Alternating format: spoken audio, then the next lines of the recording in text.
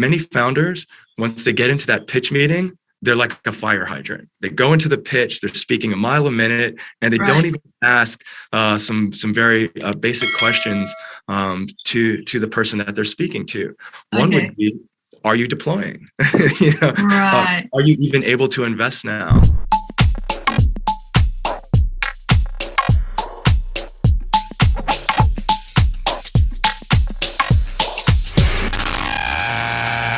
VCtalks kembali hadir bersama saya Yeni Yusra, dan kali ini kita akan berbincang-bincang dengan Herston Powers dari 1982 Ventures. Hi Herston, how are you? Hello, very nice to meet you. How's it going? I'm fine. Thank you for finally able to meet us via Zoom so we can discuss more and getting to know more about 1982 Ventures. Yeah, we're big fans of Dailysocial, so this was an easy thing to do. Okay, Herston, before we dive into the discussion, maybe you can share what is 1982 Ventures? Yeah, sure. So 1982 Ventures is a Singapore-based seed fund exclusively focused on fintech in Southeast Asia. So we're one of the only investors that is exclusively focused on the fintech space and trying to back founders at the earliest stage of their development. So we want to be the first money in. We want to speak to great fintech founders at any time, even if they just have an idea. And we've really built a network and a platform that helps fintech founders succeed. And we've built an incredible portfolio in a very short amount of time with great Indonesian fintechs like Brick, the financial API player, Wagely, the Indonesian earned wage access platform, and Pina, a personal finance app that's launching soon. So what is your strategy when it comes to creating the right fintech startup? Because in Indonesia, there are a lot of fintech startup right now on the rise, and it's very interesting. So is there any specification that you are targeting in terms of fintech startup in Indonesia? Yeah, the short answer is that the fintech space is wide open in Indonesia. Okay. We're just at the beginning stages of what we see as a transformation in financial services for every Indonesian, not just the high part of society, but down to the farmers. Everyone is going to be impacted in a very positive way as financial services are being delivered in a digital way first. And COVID has helped in the sense that it's accelerated the digitization trend for financial services. So we want to see every type of fintech, whether it's payments, lending, digital banking, wealth management, even enterprise SaaS that's focused on financial services, has room to run in Indonesia. And it's really the right time and the right place. We've seen this in China. We've seen this in places like Latin America, Africa, India, and obviously the US and Europe. In our view, Indonesia and Southeast Asia as a whole is way behind. But these markets are way better. The demographics, the macro, the rapid urbanization, the adoption of technology in Indonesia and across the region is faster and better than anywhere else in the world. So in our view, it's an easy bet to make that fintech will be the next set of unicorns in this region. So other than fintechs that you are targeting, is there any particular business that you think still having a good grow in the near future? Yeah, so we only invest in fintech, and it's where we think the highest returns are going to come from in Indonesia and across the region. With that said, we do see a lot of growth in the e-commerce space, and we believe that fintech will help enable a lot of the continued growth in e-commerce. I think if you look further down the road, you can start to see opportunities in education and ed tech, and obviously in health tech as well. But today, fintech is the key opportunity for the region. Okay, so for all of the founders that planning to build a fintech platform, 1982 Ventures is open wide for recommendation, right? That's right. We want to speak to everyone. Okay, so you currently funded Pina, which is very interesting. The founders have great experience.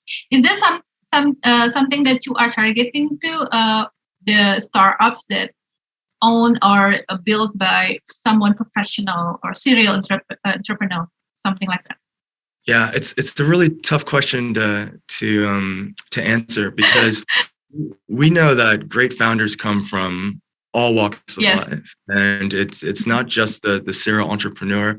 It could be the seasoned business professional that sees an opportunity to grow something, and it also could be a 20-year-old from Bandung University, right, who just is just whip smart and able to do things. So we don't try to I guess do too much pattern recognition when it comes to founders. It's really just building relationships, getting to know them. Okay. And if I have to be completely honest, we're just looking for people that execute and have the drive to push forward, even when things are difficult. So some of the way that we try to start these relationships is very early. So we want to get to know founders, get to see how they think, watch them hit certain milestones so that when they are ready to take VC investment, we can act fast and then be on their team and push them forward. So I'm not sure if that really answered your question. We just want to meet the best founders no matter where they come from or who they are.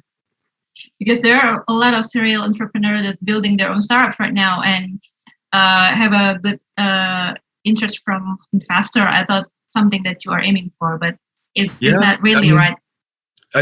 You can't discount that. So if somebody that's been on this ride before, obviously may have some learnings and insights that they can use to build a successful company, but it doesn't necessarily have to be at the founding level. Right. We're starting to see more senior executives and mid-level executives from GoTo, from Bukalapak, from Grab, from many other companies. And exactly.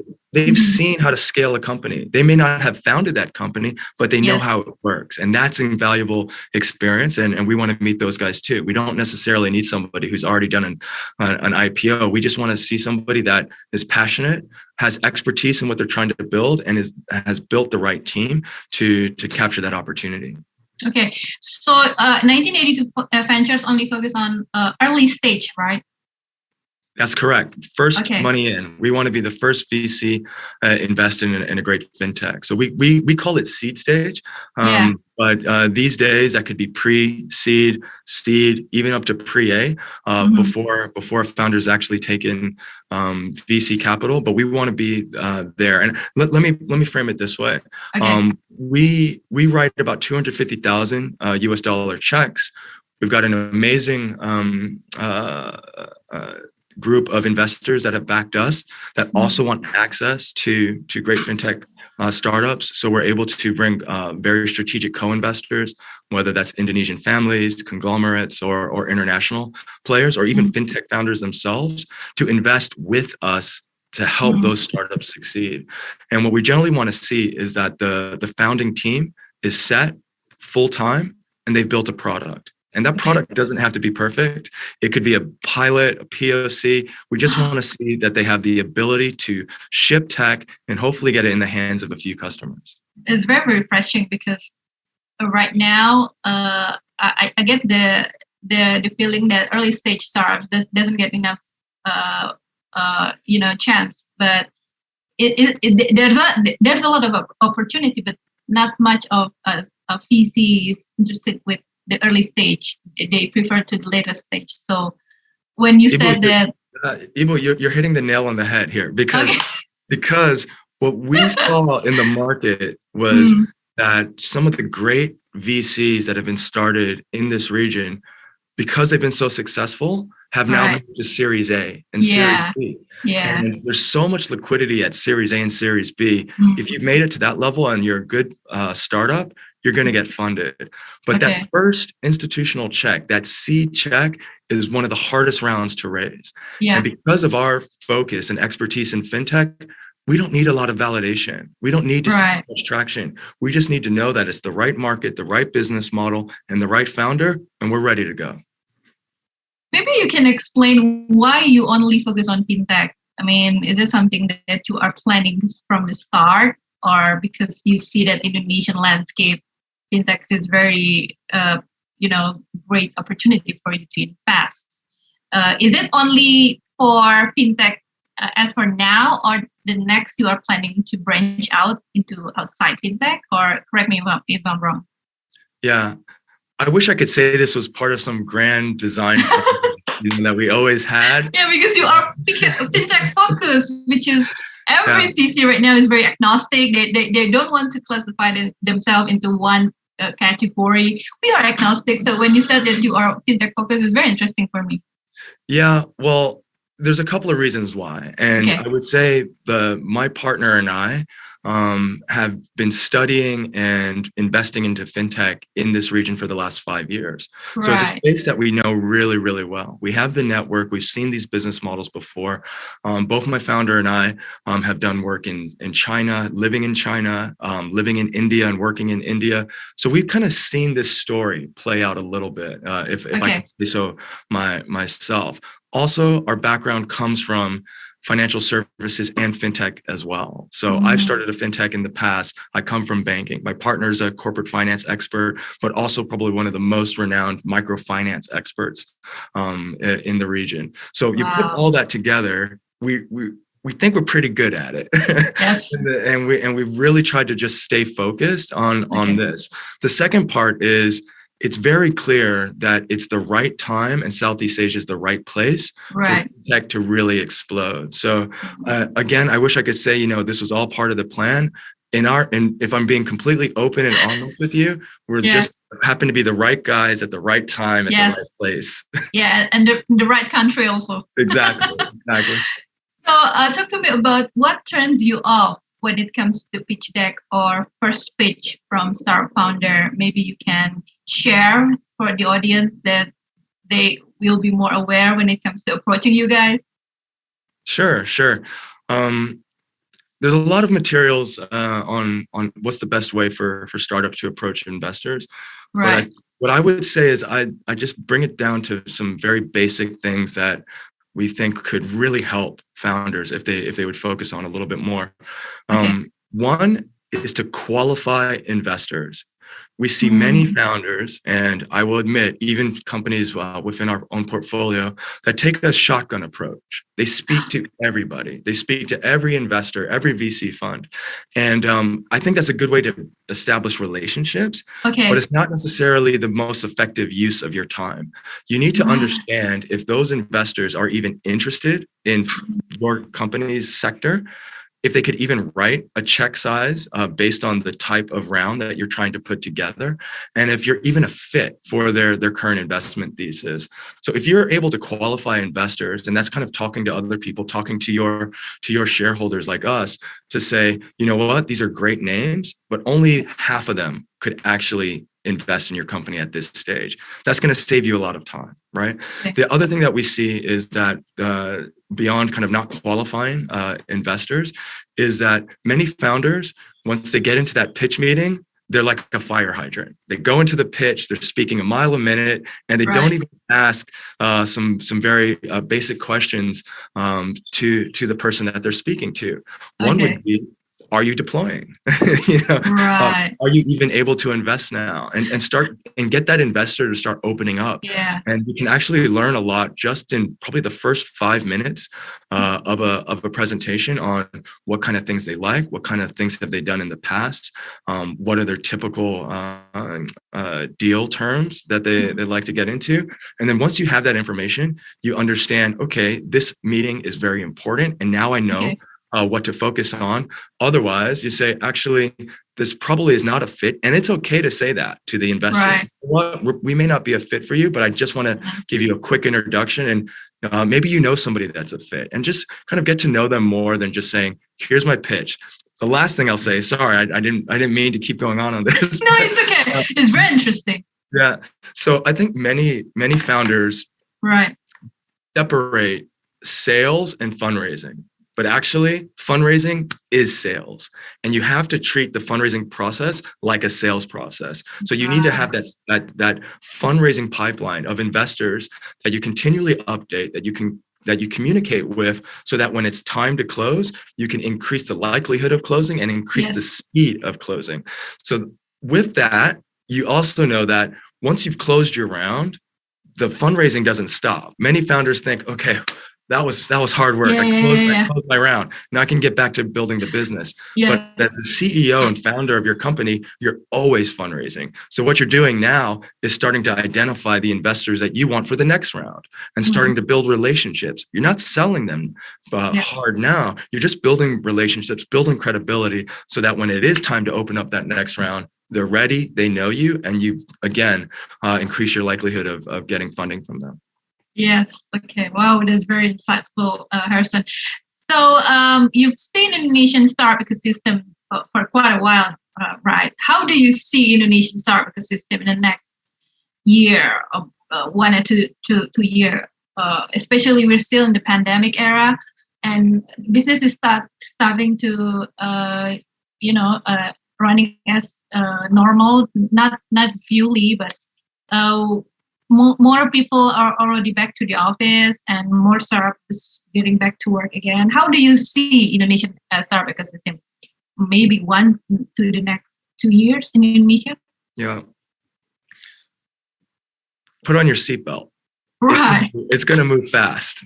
I believe that Indonesia is really about to just step on the gas pedal. I think that the last 10 years have been such a remarkable development of the startup, and I would say even VC ecosystem in Indonesia, homegrown in many cases, that the world is starting to realize that it's such a special market. And I hope nobody takes offense to this, but many investors in the US and in Europe, when they came to Asia, they'd go to Japan, China, fly over Southeast Asia, go to India, and then maybe go to Australia. Southeast Asia was kind of a flyover market, not anymore. The investors from around the world cannot ignore the potential, the great potential of the Southeast Asian opportunity, and they're finally waking up to it. So I believe that we'll see even more VC dollars coming from around the world focused on this ecosystem, which is then going to fuel more and more great founders and entrepreneurs to get out and build something great. At the same time, as we see with Bukalapak listing and the other pending listings that are coming up, we're going to start to see more entrepreneurs emerge from the giants. So this ecosystem is just going to keep feeding itself. The flywheel's in effect, and in the next 1 to 2 years, it's going to grow incredibly large.